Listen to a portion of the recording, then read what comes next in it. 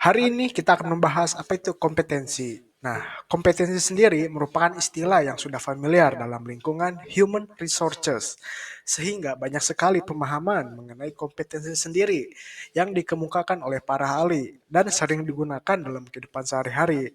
Nah, lalu ada beberapa definisi kompetensi dari beberapa ahli, yaitu yang pertama dari Spencer. Spencer berpendapat bahwa kompetensi merupakan landasan dasar karakteristik orang yang mengindikasikan bagaimana cara mereka berperilaku dan berpikir. Nah, lalu menyamakan situasi dan mendukung dalam kurun waktu yang lama.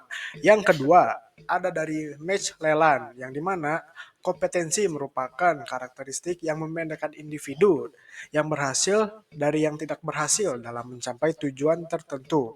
Nah, yang terakhir dari Boyatzis, yang dimana kompetensi sebagai kemampuan untuk melakukan pekerjaan dengan baik. Kompetensi juga menurut Boyatzis bersifat dinamis, sehingga kompetensi ini dapat berkembang seiring dengan pengalaman dan pembelajaran. Nah, lalu apa itu karakteristik kompetensi? Karakteristik kompetensi merujuk pada ciri-ciri atau sifat khas yang melekat pada suatu kompetensi tersebut. Dengan memahami karakteristik ini, kita dapat lebih jelas mengenai apa yang dimaksud dengan kompetensi dan bagaimana cara mengidentifikasinya. Nah, lalu kita akan membahas 5 karakteristik kompetensi di slide berikut. Nah, lalu di sini terdapat 5 karakteristik kompetensi menurut Suharda Putra tahun 2010. Yang pertama, ada motif, yaitu sesuatu yang dipikirkan oleh seseorang secara konsisten dan adanya dorongan untuk mewujudkan dalam bentuk tindakan. Yang kedua, ada watak, yang dimana karakteristik mental dan konsistensi respon seseorang terhadap rangsangan, tekanan, situasi, dan informasi. Nah, lalu yang ketiga ada konsep diri, yaitu nilai luhur yang dijunjung tinggi oleh seseorang sebagai cerminan terhadap masa depan yang dicita-citakan. Nah, lalu yang keempat ada pengetahuan, yang yaitu informasi yang memiliki makna yang dimiliki oleh seseorang dalam bidang kajian tertentu. Yang terakhir ada keterampilan, yaitu kemampuan seseorang dalam melakukan suatu pekerjaan maupun fisik ataupun mental. Selain dari Suharda Putra, Michael Zoel juga mendefinisikan kompetensi ke dalam 5 kategori. Yang pertama ada task achievement, yang dimana task achievement ini merupakan kategori kompetensi yang berhubungan dengan kinerja yang baik. Nah, kompetensi tersebut juga berkaitan dengan task achievement yang ditunjukkan dalam orientasi pada hasil. Nah, lalu mengelola kinerja, memengaruhi inisiatif, efisiensi, produksi, fleksibilitas, inovasi, peduli pada kualitas, perbaikan berkelanjutan, dan keahlian teknis. Nah, lalu yang kedua ada relationship, yang dimana kategori ini merupakan berhubungan dengan komunikasi yang memiliki hubungan kerja baik dengan orang lain, lalu meliputi kerjasama dan orientasi juga pada pelajaran, kepedulian antar pribadi, kecerdasan organisasional, dan membangun hubungan yang baik. Nah, lalu yang ketiga ada personal attitude, yang dimana kompetensi intrinsik individu menghubungkan bagaimana cara orang berpikir, merasa, belajar, dan berkembang. Kompetensi ini meliputi integritas dan kejujuran, pengembangan diri, ketegasan, kualitas keputusan, dan berpikir konseptual. Nah, lalu yang keempat ada manajerial, yang dimana kompetensi ini secara spesifik berkaitan dengan pengelolaan, pengawasan, dan mengembangkan orang. Yang dimana kompetensi manajerial ini berupa motivasi, memberdayakan, dan mengembangkan orang lain. Nah, lalu yang terakhir ada leadership, di mana leadership ini berhubungan dengan memimpin organisasi dan orang untuk mencapai maksud, visi, dan tujuan organisasi. Nah, kompetensi ini juga meliputi kepemimpinan visioner yang berpikir strategis dan berorientasi pada kewirausahaan. Lalu manajemen perubahan, membangun komitmen organisasi, dan membangun fokus-fokus dan maksud serta nilai-nilai tersebut. Nah, dari kelima karakteristik kompetensi yang sudah kita jelaskan tadi, terlihat bahwa kompetensi memiliki sifat yang adaptif atau berubah. Nah, ini juga sama halnya dengan kondisi lingkungan bisnis yang menunjukkan bahwa adanya perkembangan dalam tren maupun peningkatan teknologi dan perubahan sosial. Contohnya seperti saat ini kita menggunakan teknologi yang sangat canggih seperti artificial intelligence dan juga robot-robot lain. Nah, yang dimana sumber daya manusia juga harus memahami bagaimana kecenderungan organisasi yang bersifat multikultural dan beragam budaya, sehingga sumber daya manusia ini dapat berkembang dan beradaptasi di suatu zaman, seperti zaman sekarang. Nah, lalu kenapa kompetensi itu sangat penting bagi sumber daya manusia? Menurut Spencer dan Spencer, ada tiga hal penting bagi sumber daya manusia. Yang pertama itu ada eksekutif, yang dimana kompetensi eksekutif ini dibutuhkan seperti strategic thinking, change leadership, dan relationship management. Nah, lalu yang kedua adalah manager, yang dimana kompetensi manajer ini dibutuhkan seperti fleksibilitas, change implementation, lalu entrepreneurial inovasi, lalu interpersonal understanding, dan tim fasilitator. Nah, lalu yang terakhir, apa itu pekerja?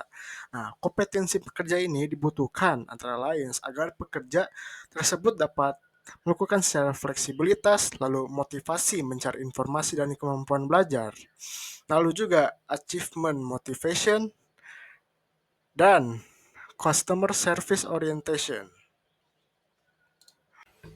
Lalu, apa saja faktor yang mempengaruhi kompetensi? Menurut Michael Zoel, dia berpendapat bahwa ada beberapa faktor yang dapat mempengaruhi kompetensi seseorang. Di antaranya itu, yang pertama adalah keyakinan dan nilai-nilai. Yang dimana ketika apabila orang ini percaya bahwa ia tidak inovatif dan kreatif, maka ia akan berupaya untuk mencari cara agar berbeda dan dapat melaksanakan pekerjaannya. Nah, lalu individu ini juga harus mempunyai pikiran positif terhadap diri sendiri dan orang lain, dan harus mampu berpikir secara ke depan. Nah, lalu yang kedua ada keterampilan, yang dimana dengan memperbaiki keterampilan, individu tersebut akan meningkatkan kecakapannya dalam kompetensi. Lalu yang ketiga ada pengalaman, yang dimana pengalaman sangat diperlukan bagi keahlian dan kompetensi. Misalnya, pengalaman mengelola organisasi. Nah, lalu pengalaman bagaimana cara menyelesaikan masalah dan sebagainya.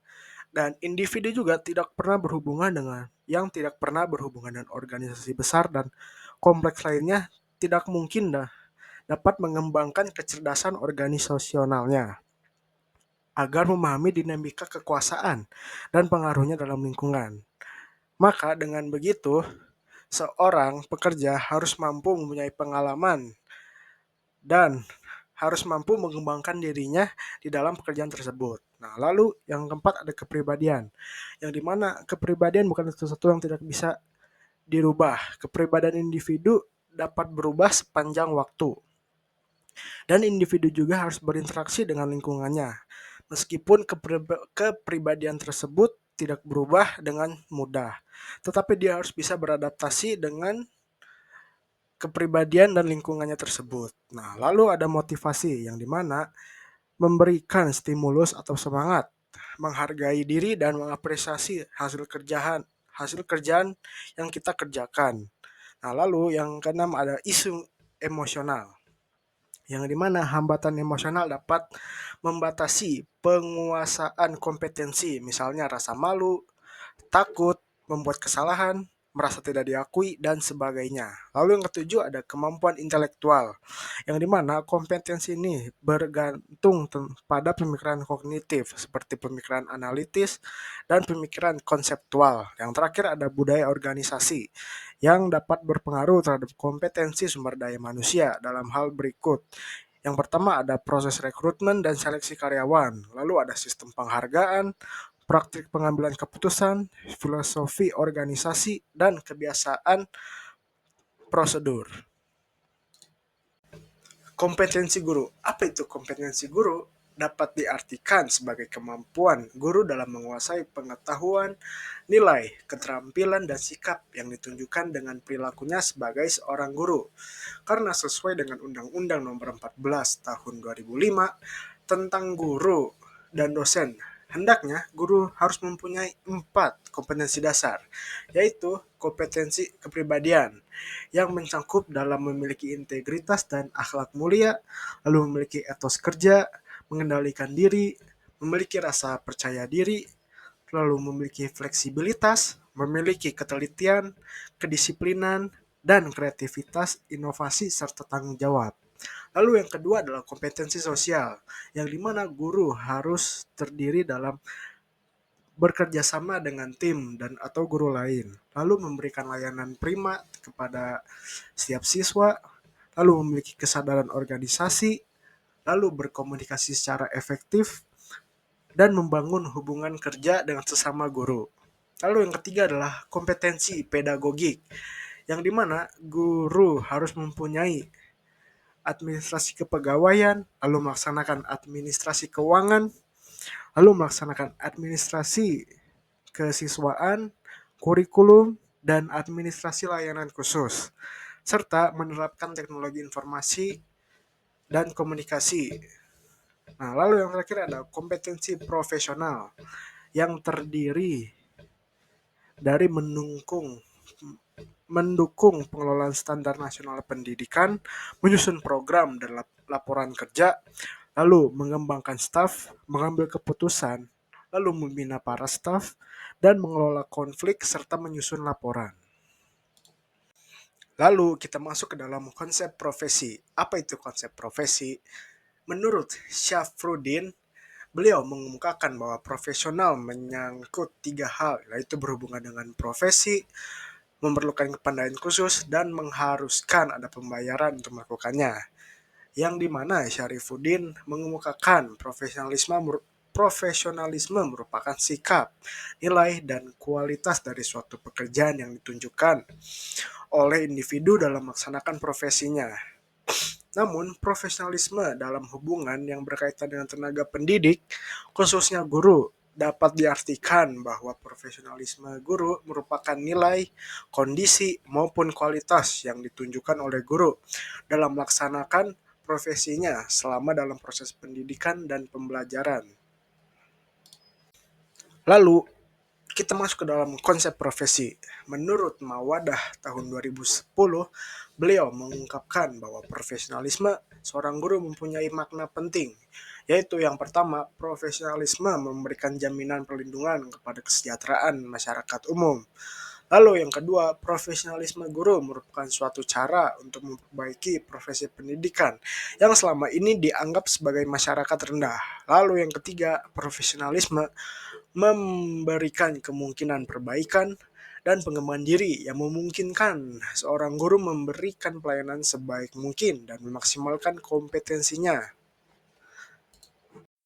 Selanjutnya kita akan membahas mengenai dimensi kompetensi dan juga dimensi profesionalitas, di mana menurutmu Heriono dalam artikel yang berjudul dimensi kompetensi ada 4 hal yang setidaknya ada keterampilan yang perlu dimiliki oleh seorang pendidik ataupun dalam profesi lainnya. Yang pertama adalah keterampilan menjalankan tugas, di mana ini menjadi hal mutlak, di mana seorang yang menjalani sebuah profesi perlu memiliki keterampilan untuk menjalankan tugas yang diberikan sehingga hasil yang didapat pun maksimal. Yang selanjutnya nomor 2, yang ini memiliki keterampilan untuk mengelola tugas, di mana dalam berbagai hal yang dimiliki seperti tugas-tugas yang beragam itu kita harus memiliki kemampuan untuk mengelola tugas tersebut, memilih mana yang lebih diprioritaskan ataupun yang masih bisa dikerjakan setelahnya.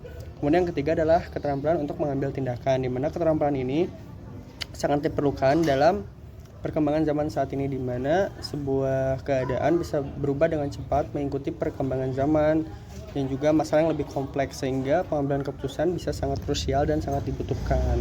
Dan yang terakhir yaitu keterampilan untuk bekerja sama, di mana di zaman globalisasi ini kemampuan untuk bekerja sama, berkolaborasi itu sangat penting karena bisa menjadi sebuah ide baru, kita bisa mendapatkan ide baru dan juga mengembangkan ide yang lama, di mana kemampuan beradaptasi juga sangat diperlukan dalam proses kerjasama ini. Nah, dan yang selanjutnya kita akan membahas mengenai kompetensi yang harus dimiliki menurut Undang-Undang Nomor 14 Tahun 2005 tentang guru dan dosen. Di mana kita juga punya 4 kompetensi dimensi kompetensi yang harus dimiliki oleh seorang tenaga pendidik. Yang pertama yaitu mengenai dimensi kompetensi pedagogik, di mana kemampuan ini diharapkan kita bisa mengajar ataupun mentransfer ilmu kepada peserta didik. Di mana ada beberapa indikator yang perlu kita capai. Yang pertama, dalam dimensi kompetensi pedagogik ini kita perlu memiliki pemahaman wawasan landasan pendidikan, di mana kita harus mengetahui dasar-dasarnya pendidikan yang akan kita jalankan.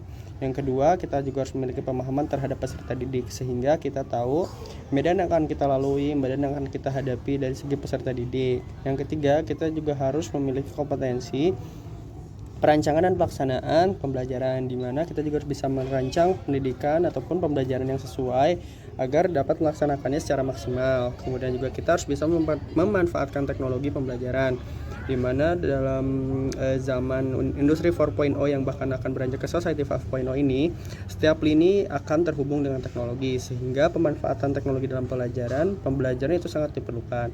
Kemudian ada evaluasi hasil belajar, di mana kita harus mengukur dari hal yang telah kita rancang dan juga kita laksanakan apakah berhasil atau tidak.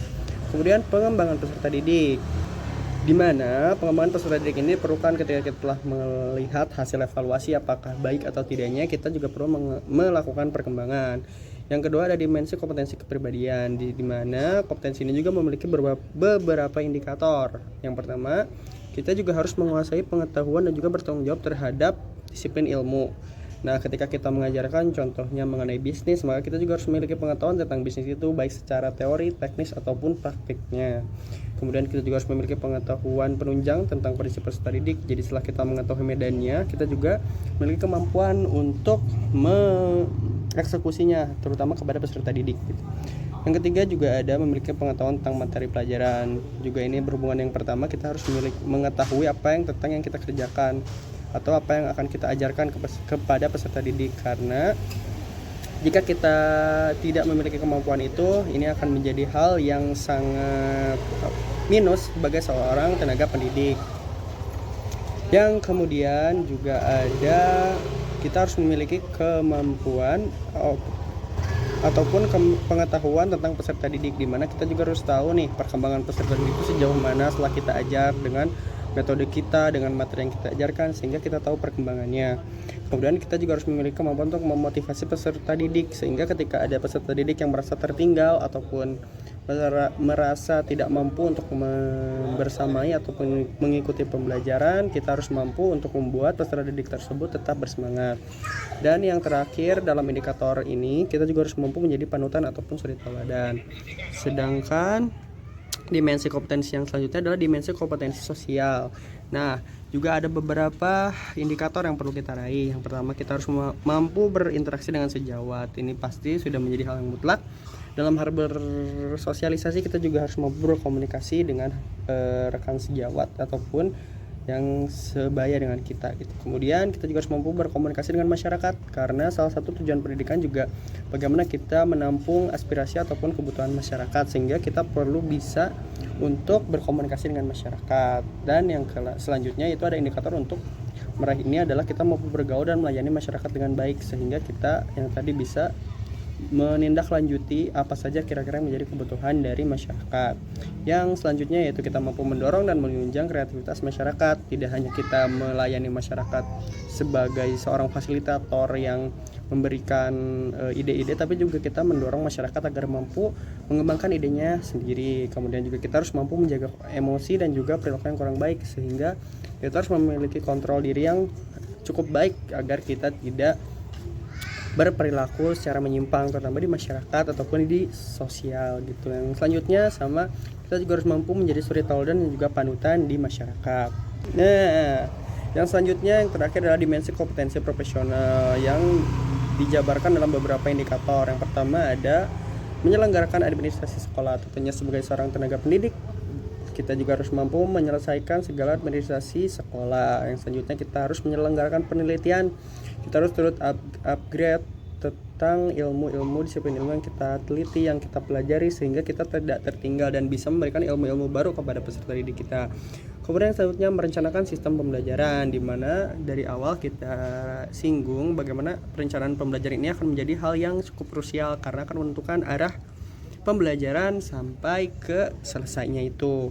Kemudian ada melaksanakan sistem pembelajaran, di mana setelah kita rancang, kita laksanakan eksekusi sebaik mungkin, dan yang kemudian kita akan evaluasi dari sistem pembelajaran tersebut sehingga kita tahu apakah sudah tercapai dari indikator-indikator ataupun tujuan yang dirancang dalam sistem pembelajaran kita atau belum. Kemudian yang terakhir, pengembangan sistem pembelajaran, karena yang tadi itu ketika kita tahu kekurangan kelebihannya, kita coba ramu lagi, kita coba lihat lagi di mana kurang dan lebihnya sehingga kita bisa mengembangkan sistem pembelajaran tersebut.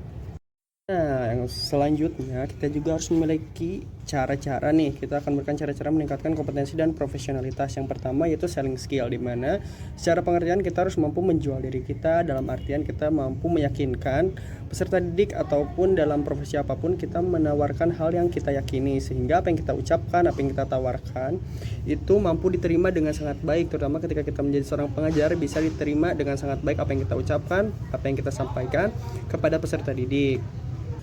Nah, yang kemudian kita juga harus memiliki kemampuan interpersonal skill, di mana kita juga harus mampu menyampaikan atau mengkomunikasikan apa yang ingin kita sampaikan, pesan-pesan itu secara efektif sehingga mampu dipahami oleh penerima, ataupun dalam konteks pembelajaran kita mampu menyampaikan materi kepada peserta didik.